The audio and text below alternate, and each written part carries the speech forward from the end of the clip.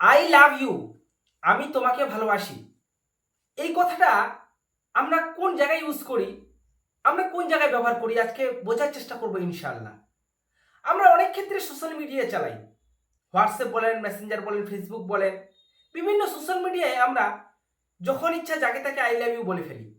এটা কি আদৌ ইসলামিক শরীয়ত অনুযায়ী কি জায়েজ? এটাকে আমাদের জানতে হবে। আশা করি আপনারা বিষয়টাকে বোঝার চেষ্টা করবেন। যে দেখুন, একটা বিষয়, যাকে আপনাকে সব থেকে বেশি ভালোবাসার কথা ছিল, তিনি কে জানেন? তিনি হচ্ছেন আপনাকে, আমাকে তৈরি করেছে। বিভিন্ন ধরনের পশু পাখি, বিভিন্ন ধরনের গ্রহ উপগ্রহ, এই গোটা বিশ্বজগৎ, সারা আসমান সাত জমিন যে তৈরি করেছেন, তাকে আমাদের সব থেকে ভালোবাসা উচিত। তাকে আমাদেরকে বলা উচিত, আল্লাহ আমি তোমাকে ভালোবাসি, আল্লাহ আই লাভ ইউ। আপনি দিনে কতবার আল্লাহকে আই লাভ ইউ বলেছেন? না। আপনি কি করেছেন? আপনি একটা কোনো মেয়েকে বা আপনি কোনো একটা বন্ধু বান্ধবকে আই লাভ ইউ বলছেন। দুঃখিত, যে সব থেকে পাওয়ার যোগ্য তাকে আপনি আই লাভ ইউ বলেননি।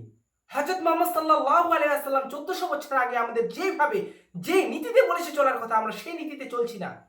আমরা কোনোদিন হযরত মুহাম্মদ সাল্লাল্লাহু আলাইহি ওয়াসাল্লামকে আই লাভ ইউ বলিনি। আমরা আই লাভ ইউ বলেছি সোশ্যাল মিডিয়ার সেই খারাপ জায়গায়, সেই খারাপ ভিডিওতে পোস্ট করেছে আই লাভ ইউ। কোন একটা মেয়েকে দেখলেন বা কোন একটা ছেলেকে দেখলেন, আপনি সেখানে আই লাভ ইউ লিখে দিলেন। আপনি বুঝলেন না যে আই লাভ ইউ কাকে বলা উচিত, কাকে বলে লাভ হবে। আচ্ছা, আমাদের একটা স্বজ্ঞানে একটা বোঝা উচিত যে আমরা সবসময় লাভ দেখি, লস তো আমরা কেউ দেখতে চাই না। কিন্তু আপনি এই জায়গায় কি করে আপনি আপনার লাভ দেখলেন না, আপনি অন্য জায়গায় আই লাভ ইউ বলে ফেললেন। এই লাইনটা আপনি অন্য জায়গায় ব্যবহার করলেন, যেখানে আই লাভ ইউ বলা উচিত ছিল আল্লাহকে, যিনি আপনাকে তৈরি করেছেন, যিনি আমাকে তৈরি করেছেন, যিনি চোখ দিয়ে দেখতে পাচ্ছেন, যেগুলো চোখ দিয়েও দেখতে পাচ্ছেন না, তিনি সৃষ্টি করেছেন। এই যে ফাঁকা স্পেস জায়গা দেখছেন, কে সৃষ্টি করেছেন? আল্লাহ। আপনি শ্বাস নিচ্ছেন, এই যে একটা প্রক্রিয়া, এই যে নিয়ম, আপনি হাত দিয়ে লেখছেন, নাক দিয়ে গন্ধ অনুভব করছেন, জিভ দিয়ে স্বাদ অনুভব করছেন, কান দিয়ে শুনছেন, এগুলো কে তৈরি করেছে? এগুলো সিস্টেম কে তৈরি করেছে? আল্লাহ। তো যিনি তৈরি করেছেন একমাত্র তারই আনুগত্য চলবে, একমাত্র বাদশাহী তারই চলবে, ক্ষমতা তারই চলবে। সুতরাং তার ক্ষমতা বাদ দিয়ে, তার নিয়ম কানুন বাদ দিয়ে আমি আমাদের মতন একটা নিজের মতো নিয়ম কানুন তৈরি করে দিয়ে আপনি সেই নিয়ম কানুন ফলো করছেন। বলুন তো, আপনি কি করে জান্নাতে যাবেন?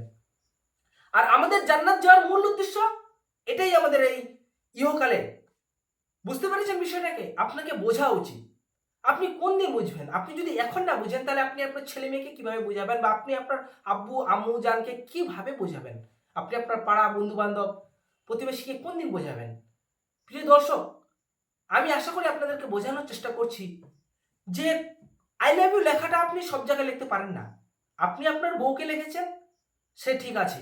আপনি আপনার আম্মুজানকেও লিখেছেন, সে ঠিক আছে। কিন্তু সোশ্যাল মিডিয়ার যে কোনো জায়গায় আই লাভ ইউ লিখে দিলেন। যেই গানে একটা একটা মেয়ে বা একটা ছেলে গান লাগিয়েছে, সেই গানে আবার হারাম, গানটা সির্ক, সির্ক গান লাগিয়েছে, তার উপর বাজনা রয়েছে, বাজনা তো ইসলামে হারাম। আপনি সেই গানে, সেই ভিডিওতে সেই মেয়েটাকে আপনি আই লাভ ইউ লিখেছেন। বুঝতে পেরেছেন আপনি কি কাজ করেছেন? আপনি কোরআনের আয়াতের বিরুদ্ধে গেছেন। আশা করি আপনি বুঝতে পেরেছেন। হযরত মুহাম্মদ সাল্লাল্লাহু আলাইহি ওয়াসাল্লাম 1400 বছর আগে, 1450 বছর আগে তিনি যেভাবে বলেছেন আমাদেরকে সেইভাবেই চলতে হবে। কোনো রকম আইন কানুন লঙ্ঘন করা যাবে না, এটা আমাদেরকে বুঝে নিতে হবে।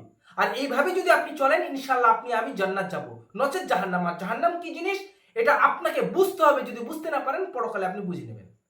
সুতরাং 5 ওয়াক্ত সালাত আদায় করুন, নিজে সালাত আদায় করুন, সবাইকে সালাত আদায়ের জন্য দাওয়াত দিন।